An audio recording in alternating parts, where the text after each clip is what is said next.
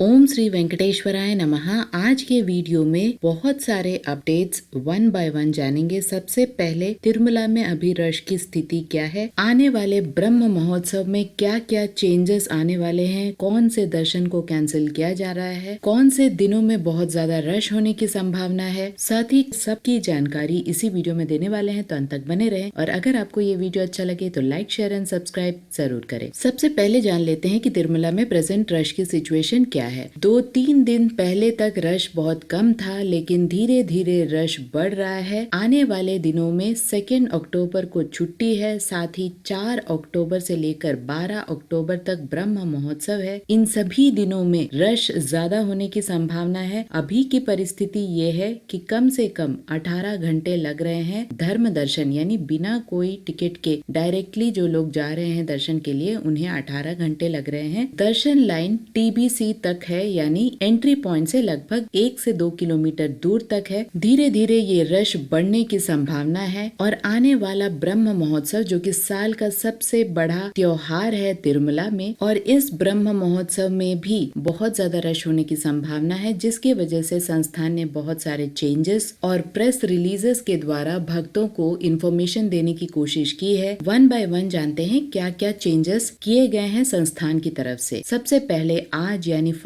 अक्टूबर को VIP break दर्शन को cancel कर दिया गया है। जो भी भक्त रिकमेंडेशन लेटर्स के थ्रू आ रहे हैं उसे कैंसिल कर दिया गया है। यहाँ मैं एक पॉइंट क्लियर करना चाहती हूँ कि अभी VIP ब्रेक दर्शन में रिकमेंडेशन लेटर्स सिर्फ आंध्र प्रदेश के मिनिस्टर्स का ही लिया जा रहा है। जैसे जैसे नए अपडेट्स आते जाएंगे चैनल में आपको अपडेट मिलते जाएंगे, लेकिन अभी की स्थिति यही है। अगले कुछ दिनों के लिए यानी 4 अक्टूबर से लेकर 12 अक्टूबर तक कुछ दर्शन को कैंसिल कर दिया गया है। ये दर्शन है प्रिविलेज्ड दर्शन, यानी NRI दर्शन, सीनियर सिटीजन, फिजिकली चैलेंज्ड और मेडिकल कंडीशन वाले भक्तों के लिए दर्शन, इन्फेंट दर्शन जिसमें 1 साल से कम उम्र के बच्चे और उनके माता पिता जो डायरेक्टली जाते हैं उन्हें 4 अक्टूबर से लेकर 12 अक्टूबर तक दर्शन नहीं मिलेगा। इसके साथ साथ आर्जित सेवाओं को भी कैंसिल कर दिया गया है। साथ ही NRI दर्शन, आर्मी दर्शन, सभी कुछ जो कि प्रिविलेज दर्शन में आता है उसे कैंसिल कर दिया गया है ब्रह्म महोत्सव के टाइम में, तो इस बात की जानकारी रखें। सीनियर सिटीजन, फिजिकली चैलेंज्ड और मेडिकल कंडीशन वाले भक्तों के लिए सिर्फ ऑनलाइन में ही दर्शन टिकट्स अवेलेबल हैं। कहीं भी ऑफलाइन में टिकट्स अवेलेबल नहीं है। आपको जैसे सामान्य लोग ऑफलाइन टिकट्स लेते हैं वैसे ही लेना पड़ेगा। कोई स्पेशल प्रिविलेजेस ऑफलाइन में आपको नहीं मिलता है। इसके साथ साथ ब्रह्म महोत्सव के टाइम में एकोमोडेशन बहुत मुश्किल होने वाला है। जिन लोगों को भी ऑनलाइन में एकोमोडेशन नहीं मिला है 4 अक्टूबर से लेकर 12 अक्टूबर तक, वे मैक्सिमम तिरुपति में ट्राई करे, प्राइवेट होटल्स में ट्राई करे, क्योंकि तिरुमला में संस्थान के रूम्स मिलना बहुत ज्यादा मुश्किल हो जाते हैं, मेनली ब्रह्म महोत्सव के टाइम में। इसके साथ साथ 8 अक्टूबर को बहुत ही इम्पोर्टेंट डे है और ये डे है गरुड़ सेवा का दिन, जहाँ पर भगवान श्री वेंकटेश्वर स्वामी को गरुड़ वाहन में चारों माड़ वीधि में घुमाया जाता है, उनकी शोभा यात्रा निकाली जाती है, जिसकी वजह से बहुत ज्यादा भीड़ देखी जाती है। मान्यता ये है कि जो भी भगवान श्री वेंकटेश्वर स्वामी को गरुड़ वाहन में सवार होते हुए देखते हैं उनकी सारी परेशानियां दूर हो जाती हैं और मोक्ष की प्राप्ति होती है, जिसके वजह से बहुत सारे भक्त खासकर दक्षिण भारत से उस दिन बहुत ज्यादा आते हैं, जिसकी वजह से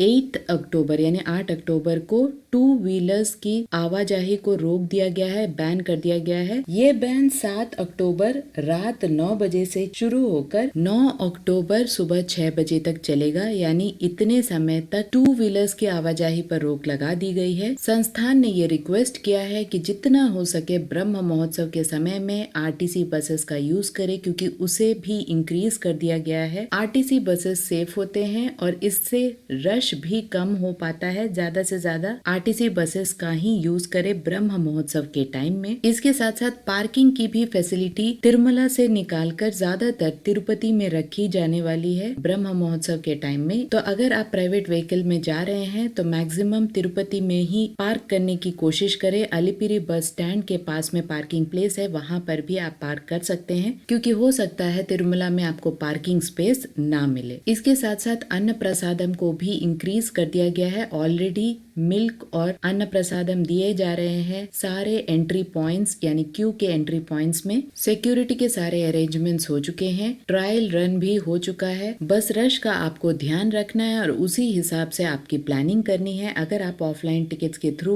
दर्शन करना चाहते हैं उस टाइम में तो आपको जल्दी काउंटर्स तक पहुंचना पड़ेगा, क्योंकि रात 12 बजे से ही लोग काउंटर्स पे रहेंगे और रश ज्यादा से ज्यादा होने की संभावना है। तो जितनी जल्दी आप काउंटर्स तक जाएंगे, ऑफलाइन काउंटर्स तक, उतनी संभावना आपको बढ़ेगी टिकट्स मिलने की। अगर उस दिन का टिकट नहीं मिलता है तो अगले दिन भी ट्राई करें, लेकिन ऑफलाइन टिकट के बिना डायरेक्टली दर्शन के लिए ना जाएं। इससे बहुत ज्यादा असुविधा होने की पूरी आशंका है। अब जानते हैं क्या है ब्रह्म महोत्सव का पूरा शेड्यूल। एक एक करके 9 दिनों के लिए जो शेड्यूल है उसके बारे में जानते हैं। सबसे पहले 3 अक्टूबर को यानी 3 अक्टूबर को अंकुरार्पणा है, यानी शुरुआत जो होती है ब्रह्म महोत्सव की वो 3 अक्टूबर से होने वाली है। 4 अक्टूबर को ब्रह्म महोत्सव शुरू हो जाएगा ध्वजारोहण के साथ में, यानी फ्लैग होइस्टिंग के साथ। रात 9 बजे से लेकर 11 बजे तक पेद्द शेष वाहना का शोभा यात्रा निकाला जाएगा। 5 अक्टूबर को सुबह 8 से लेकर 10 बजे तक चिन्ह शेष वाहना और रात 7 बजे से लेकर 9 बजे तक हंस वाहना। 6 अक्टूबर को सुबह 8 बजे से लेकर 10 बजे तक सिंह वाहना और रात में 7 बजे से लेकर 9 बजे तक मुत्याल पल्लकी वाहना। 7 अक्टूबर को कल्प वृक्ष वाहना जो कि सुबह 8 बजे से लेकर 10 बजे तक निकाला जाएगा और शाम को 7 बजे से लेकर 9 बजे तक सर्व भूपाल वाहना। 8 अक्टूबर को सुबह 8 से लेकर 10 बजे तक मोहिनी अवतारम और रात में 6:30 बजे से लेकर 11:30 बजे तक गरुड़ वाहनम। ये बहुत ही इम्पोर्टेंट दिन है। 9 अक्टूबर को सुबह 8 से लेकर 10 बजे तक हनुमंत वाहना। शाम में 4 बजे से लेकर 5 बजे तक स्वर्ण रथोत्सवम। रात 7 बजे से लेकर 9 बजे तक गज वाहनम। 10 अक्टूबर को सुबह 8 से 10 बजे तक सूर्य प्रभ वाहनम और रात 7 से लेकर 9 बजे तक चंद्र प्रभ वाहनम। 11 अक्टूबर को सुबह 7 बजे रथोत्सवम, शाम को 7 से 9 बजे अश्व वाहनम और 12 अक्टूबर जो कि लास्ट डे है उस दिन सुबह 3 से लेकर 6 बजे तक पल्लकी उत्सवम, सुबह 6 से लेकर 9 बजे तक चक्र स्नानम और रात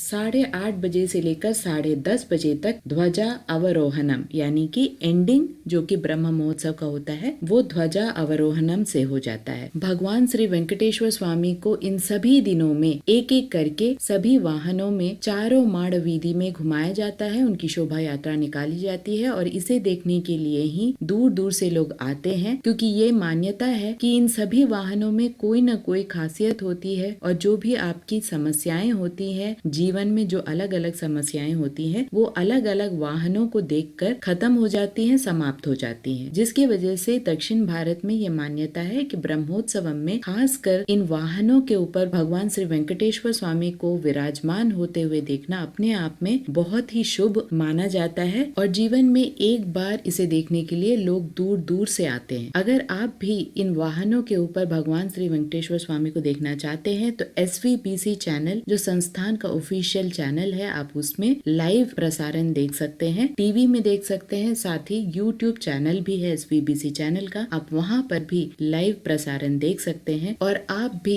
इस ब्रह्म महोत्सव का हिस्सा बन सकते हैं। जैसे जैसे नए अपडेट्स आते जाएंगे चैनल में सारे अपडेट्स मिलते जाएंगे। आशा करते हैं ये वीडियो भी आपके लिए इन्फॉर्मेटिव रहा होगा। अगर आपको ये वीडियो अच्छा लगे तो लाइक, शेयर एंड सब्सक्राइब जरूर कीजिएगा। ओम श्री वेंकटेश्वराय नमः।